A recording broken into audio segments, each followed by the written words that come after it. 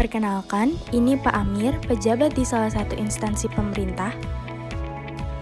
Dan Abizar, anak dari Pak Amir, lulusan sarjana ilmu pemerintahan yang sedang mencari pekerjaan. Pak Amir memiliki jabatan yang cukup tinggi di salah satu instansi pemerintah tersebut, sehingga tak ada seorang pun yang dapat menolak perintahnya. Di suatu hari, Pak Amir melihat ada lowongan pekerjaan di instansi pemerintah tempat Pak Amir bekerja, dengan posisi yang cukup menjanjikan. Melihat peluang tersebut, Pak Amir memutuskan untuk mendaftarkan anaknya yaitu Abizar yang juga sedang mencari pekerjaan. Namun, Pak Amir meminta kepada rekruter agar langsung meloloskan anaknya, yakni Abizar, tanpa melakukan tahapan seleksi terlebih dahulu. Rekruter tersebut diiming-imingi akan mendapatkan gaji yang lebih oleh Pak Amir, di mana Pak Amir akan langsung berbicara kepada atasan tentang kenaikan gaji untuk rekruter tersebut. Rekruter pun tergiur dan menyetujui permintaan Pak Amir untuk meloloskan Abizar tanpa dilakukannya seleksi terlebih dahulu. Dan akhirnya, Abizar pun langsung diterima untuk menempati posisi yang cukup menjanjikan tersebut di instansi pemerintah tempat ayahnya bekerja. Nah, sadarkah bahwa apa yang dilakukan Pak Amir merupakan konflik kepentingan? Ya, ini adalah kondisi pejabat di salah satu instansi pemerintah yang memiliki kepentingan pribadi untuk menguntungkan diri sendiri atau orang lain dalam penggunaan wewenang, sehingga dapat mempengaruhi netralitas dan kualitas keputusan atau tindakan yang dibuat dan dilakukan.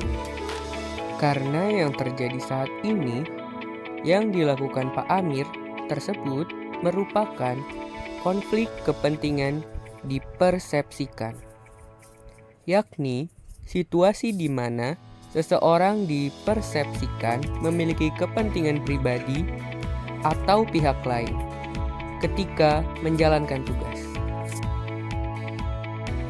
Lalu, dari mana sebenarnya sumber konflik kepentingan itu? Bisa dari lingkungan afiliasi, rangkap jabatan dan moonlighting, atau biasa disebut pekerjaan sampingan, kepemilikan aset, kelemahan sistem organisasi, kepentingan pribadi, hingga gratifikasi. Gratifikasi bisa menjadi sumber munculnya konflik kepentingan. Apalagi kalau pelaku memang memiliki kepentingan tersembunyi atau ingin memengaruhi objektivitas serta integritas penyelenggara negara atau pegawai negeri, atau yang lebih parah untuk mengaburkan tindak pidana korupsi. Untuk menanganinya, ada 3 hal yang bisa dilakukan. 1. Pencegahan. Bisa dimulai dari 1. Refleksi diri yang mencakup etika, integritas, dan nilai. Kedua, menurunkan resiko dengan menjauhkan kepentingan pribadi dalam pelaksanaan tugas. Menolak gratifikasi yang terkait jabatan, membatasi interaksi dengan pihak yang berpotensi dipersepsikan memiliki konflik kepentingan oleh publik. 2. Penanganan saat terjadi. 1. Yaitu deklarasi atau melaporkan untuk diproses. 2. Diskusi atau memberitahu atasan atau pihak berwenang sebelum bertindak. 3. Mitigasi, yaitu pembatasan akses, langkah tegas untuk memastikan tidak adanya keberpihakan. 3.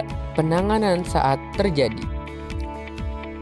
Yang dilakukan yang pertama adalah penegakan aturan bagi pelanggar konflik kepentingan.